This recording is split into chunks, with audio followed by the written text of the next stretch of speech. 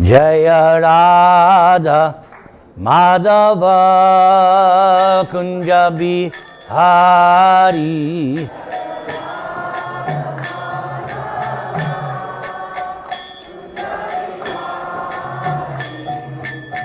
Radha Madhava Kunja Bihari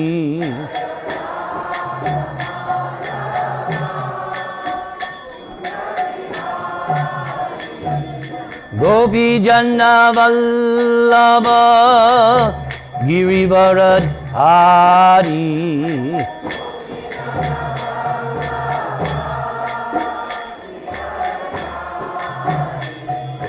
Gopi Jana Vallabha Girivaradhari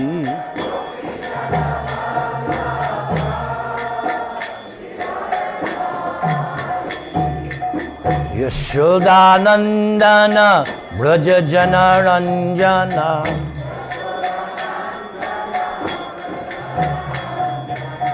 Yashodanandana Braja Jana Ranjana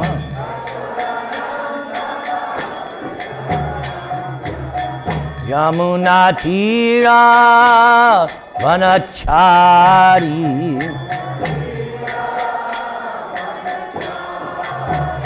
Yamuna Tira Vanachari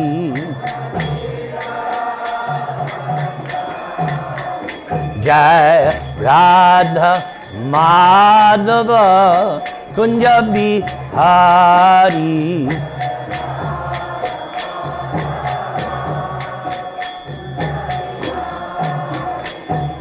Gopi Jana Vallabha Girivaradhari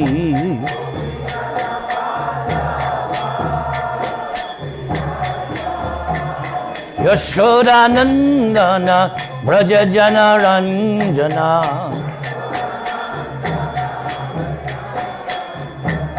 Yamuna Tira Vanachari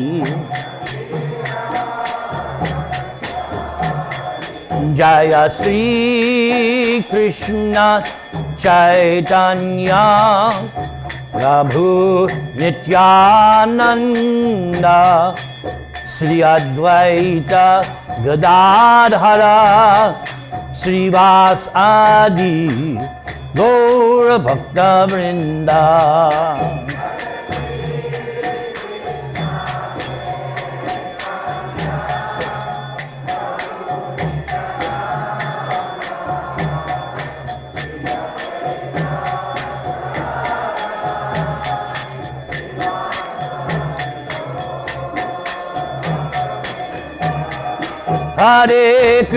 Hare Krishna, Krishna Krishna, Hare Hare, Hare Rama,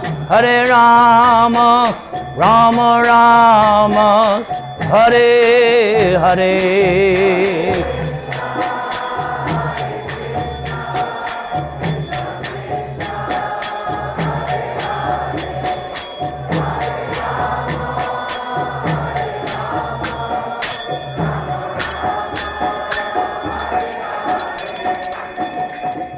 Trinadapi Sunichena Taradiva Sahishnuna Amanina Manadena Kirtaniya Sadahari Hare Nama Hare Nama Vakivalam Kalau Nastyeva Gatir Anyata.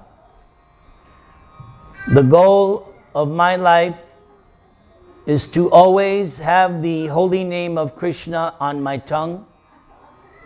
In order to do that, I must always remain meek and humble, more tolerant than a tree, devoid of all sense of false prestige, and I must be ready to offer all respects to every living entity. Tonight, I'm going to read to you a short lecture our spiritual master Srila Prabhupada gave on July 20th, 1971 in New York City.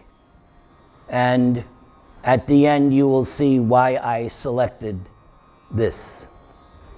Let us begin. Please repeat. Om Namo Bhagavate Vasudevaya.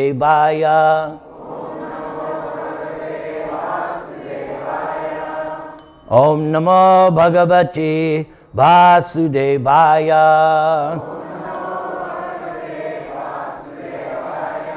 Om Namo Bhagavate Vasudevaya.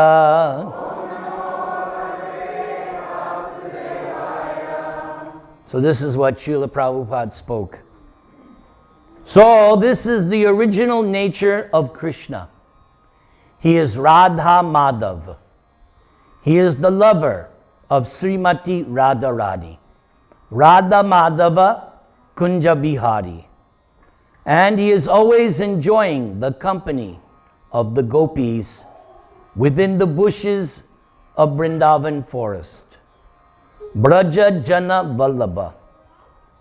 He's not only lover of Radharani, because when Krishna was on this earth, all the residents of Vrindavan loved him.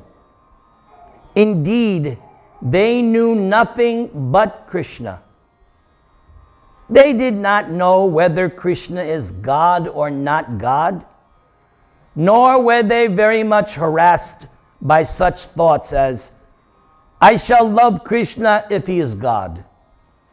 No, their attitude was one of pure love. And they thought, he may or may not be God. It doesn't matter. We love Krishna. That's all. This then is the platform of real, unalloyed love. When one thinks, if Krishna is God, then I shall love him, then it should be known that this is not the platform of pure love. That is called conditional love. While on earth, Krishna exhibited extraordinary powers, and the Brajavasis, the residents of Vrindavan, often thought, oh, Krishna, he is such a wonderful child. Maybe he is some demigod. They thought in this way because the people in general were under the impression that the demigods were all powerful. Within the material world, the demigods are powerful. But people are unaware that Krishna is above them all. The highest of demigods, Lord Brahma, gave his opinion of this matter in the following verse. Ishvara Paramaha Krishna Sachid Ananda Vigraha. Krishna is the supreme controller, and his body is full of knowledge, bliss, and eternality. Little did the residents of Vrindavan know of Krishna's power as the ultimate controller and master of all demigods. But what is noteworthy is that their love for him was not subject to such considerations. As the residents of Vrindavan love Krishna unconditionally, similarly Krishna loved them unconditionally. Vraja Jana Vallabha Giri Varad Hari. When the inhabitants of Vrindavan stopped performing sacrifices to Lord Indra, who is the chief demigod of the heavens, they placed themselves in a very dangerous position. Indra then became very angry and sent powerful clouds that rained over Vrindavan incessantly for 7 days. The whole area began to flood, and the inhabitants became very disturbed. Although he was only 7 years old, Krishna saved the inhabitants of Vrindavan by lifting Govardhana hill. There he is. There is Krishna lifting Govardhana hill, and holding it up as an umbrella to shield the village. Lord Krishna thus taught the demigod Indra that his disturbances could be stopped simply by his little finger. I think if you look closely, you'll see. Because in the description, Krishna was only 7 years old and was holding up the hill with just the pinky of his left arm. Seeing this, Lord Indra bowed down before Krishna. Thus, Krishna became known as Gopi Jana Vallabha, indicating that his only business is to protect the Gopi Jana. Now, listen to this next statement. Don't argue, just accept. This Krishna consciousness movement, which consciousness movement? This one, the one that you're in. Okay? This Krishna consciousness movement aims at teaching people how to become one of the Gopi Janas. Do you like that? I like that. So now you know why you joined this movement. Okay? Not for any other reason. Here it is. Teaching people how to become one of the Gopi Janas, or pure lovers of Krishna. When we reach that stage of pure love of God, the Lord will save us from any danger, even if it means lifting a hill or a mountain. Krishna did not have to practice some yoga system in order to lift Govardhana hill. As God, he is all-powerful, even as a child. And he played like a child and dealt with others like a child, as you see in the other diorama. See how Krishna is playing in front of Mother Yashoda, and he's afraid of his mother, just like a child would be afraid of his mother when she has a stick in her hand. He is playing that role. Krishna is the greatest actor, but he'll never get that stupid Academy Award because they'd rather give it to Donald Trump. But in my opinion, the greatest actor of all time is Sri Krishna. Who agrees? But when there was need, he manifested himself as God Almighty. Yes, he lifted the hill, and from Mother Yashoda, she tied one rope, 2 fingers too short. Added more rope, 2 fingers too short.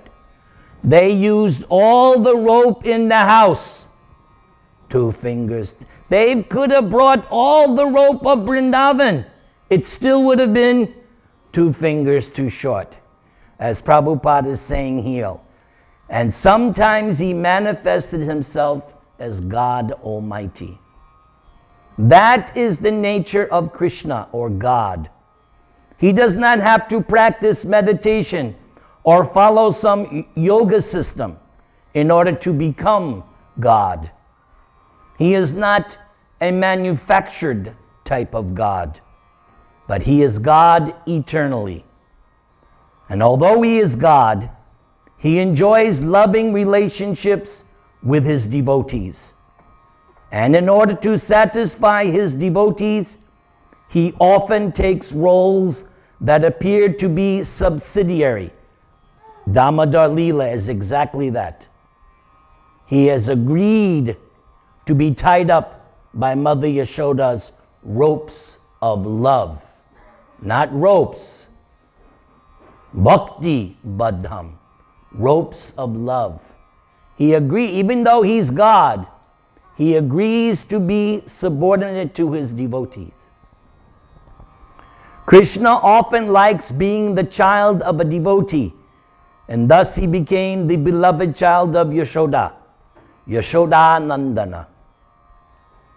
Now, Because Krishna is God and everyone worships him, no one chastises him. However, Krishna enjoys being chastised by his devotee father and mother. In that Damodar Leela, Krishna was shaking. He was crying and rubbing his eyes, and the kajal mascara was being smeared, and he was shaking. He was demonstrating, even though we learn from the Vedas that fear personified is afraid of Krishna, Krishna is afraid of Mother Yashoda. Yet Kunti said in her prayers, "This bewilders me." And because Krishna takes pleasure, if we get chastised, when I got chastised by my father, it was not pleasure. I guarantee. When I got chastised by Sister Mary Virgin in Our Lady of Loretto's school, it was not pleasure. But Krishna enjoys, as Prabhupada is saying, takes pleasure in being chastised. And so the devotees take up the role saying, "All right, I shall become your father and chastise you." Similarly, when Krishna wants to fight, one of his devotees becomes the demon Hiranyakashipu and fights with him. In this way, all of Krishna's activities are carried out in connection with his devotees. And Prabhupada explains that is the meaning of Bhagavatam. Srimad Bhagavatam doesn't mean just God. Srimad Bhagavatam means how God is relating to his devotees. So both are there. God and the worshipper of God, the devotee. That is what is Srimad Bhagavatam.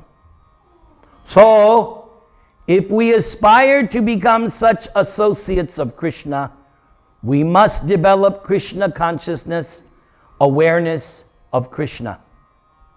Yashodanandana Braja Jana Ranjana.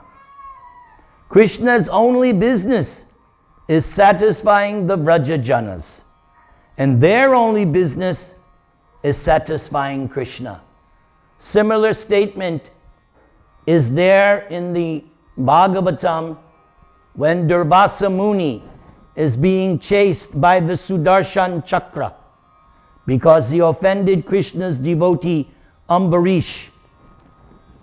So Durvasa went to Brahma. Brahma said, "I can't protect you." Durvasa went to Lord Shiva. "Lord Shiva, I cannot save you." Durvasa went to Vishnu. Vishnu said, "No, I cannot save you. You have offended my devotee. Therefore, if you want forgiveness, you have to go to him. If he forgives you, then my Sudarshan Chakra will stop." And it was at that time that Lord Narayan told Durvasa, "Why is that?" Narayan said, "In my heart, I only know my devotees." Why? There's a reason. Narayan said, "Because in my devotees' heart, they only know me." This is called exclusive love. As Krishna himself says in the Bhagavad Gita, "Mame come." Me only. That is what is being taught here in this Krishna consciousness movement. This is the reciprocation of love. Yamuna Tira Vanachari. Krishna, the Supreme Personality of Godhead, wanders on the banks of the Yamuna to please the gopis, the cowherd boys, the birds, the bees, the cows, and the calves. These are not ordinary birds, bees, cows, calves, or men. They have all reached the summit of self-realization, and thus, after many, many lives, they have attained a position whereby they can play with Krishna. So now, listen carefully now. Again, Prabhupada is going to teach us what this movement is all about.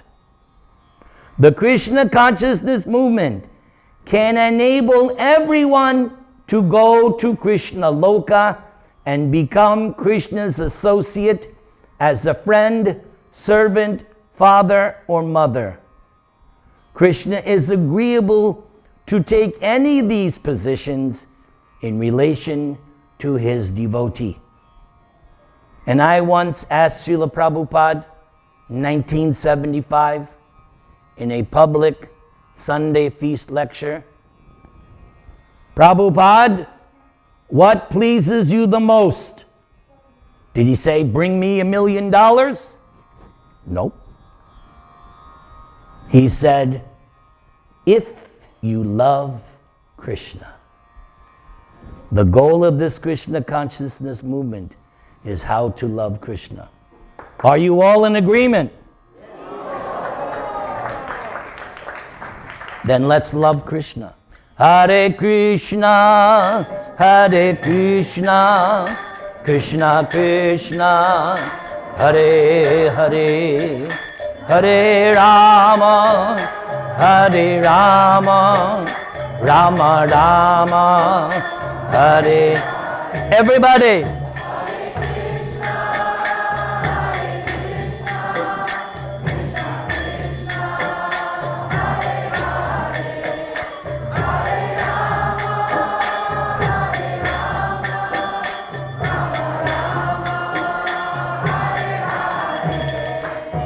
So, in this Govardhana Leela pastime, Prabhupada points out many significant items that we should glean from the pastime.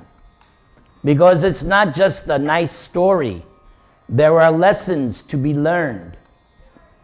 So, one of the lessons, the reason why Krishna told his father not to do the annual Indra worship is because when Krishna appeared in Vrindavan 5,000 years ago, he wanted to establish that there is no need to worship demigods. That's a point. There's no need. Because if you worship Krishna, you're worshiping the root. Anyone who has grown plants or trees, you pour the water on the root. Then all the leaves, branches benefit. So Krishna is the root of all existence. So this whole bhakti process, we simply worship Krishna. We worship Krishna through the Guru. So we worship Guru and Krishna. That takes care of everything. There's no need to worship anybody else or anything else. That's, again, that line from Bhagavad Gita, Mam Ekam, exclusive. So that was one of the things Krishna wanted to demonstrate personally. He told his father not to bother with, because when Krishna was giving his argument, Nanda Maharaj said, okay, Krishna, what we'll do is, let us first worship Indra, and then we'll do your Govardhana puja. Krishna said, no, not enough time. Take whatever paraphernalia you were going to use. And Krishna, what did he say? We'll worship the cows, the Brahmins, and Govardhana hill. And Krishna said, that will satisfy me. And then Krishna gave probably the best instruction. He said, now prepare rice, halwa, dal, pakora, samosa. Krishna is not vegan. And Krishna said that this food should be distributed profusely. And he said, all the classes of human society, Brahman, Kshatriya, Vaishya, Shudra, even the Chandalas, even those, the outcasts, they also should be fed. And Krishna said, even the animals, even the cats and dogs should be given prasad. So, most of you probably don't, but if you have a cat or a dog, it's okay, give them prasadam. They will benefit. Another thing Krishna wanted to demonstrate in this pastime, Krishna intentionally wanted to make Indra mad. Because Krishna knew Indra has gotten a little puffed up. So Krishna was poking and wanted Indra to get angry. And Indra definitely got angry. He lost his temper. And he decided that he would punish the residents of Vrindavan. And he misunderstood that Krishna was his Lord and Master. When he was speaking to the clouds of devastation, Sangvartika, he said in his rage that these residents of Vrindavan have become influenced by this over-talkative child. Is Krishna an over-talkative child? Blasphemy. Yes, he completely misunderstood Krishna's position. Yes, because as Prabhupada was saying, that people in general misunderstand. So because Krishna appeared like an ordinary human child, that's the key word, like. He's not an ordinary human being, but he looks, he's deceiving. And again, Kunti says, this whole thing is bewildering to me. And that was the problem. He looked like an ordinary human being. So when Indra sent his clouds of devastation, Krishna lifted the Govardhana hill to protect the cows, to protect the residents of Vrindavan, holding it up for 7 days. And then when Indra realized his mistake, he came down with his elephant and he offered prayers of forgiveness to Krishna. And Indra admitted his fault and he admitted that he was offensive. Now, what Krishna tells Indra is very significant. Krishna was a little stern with Indra, the king of heaven. When Indra came down, his crown was dazzling, and he bowed down to Krishna's lotus feet with his dazzling crown.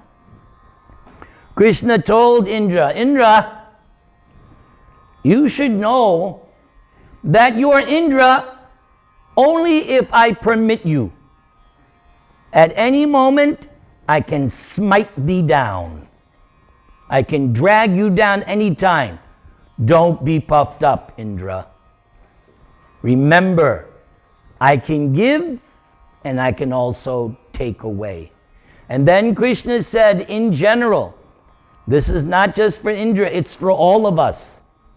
If we become puffed up, Krishna can at any time take everything away.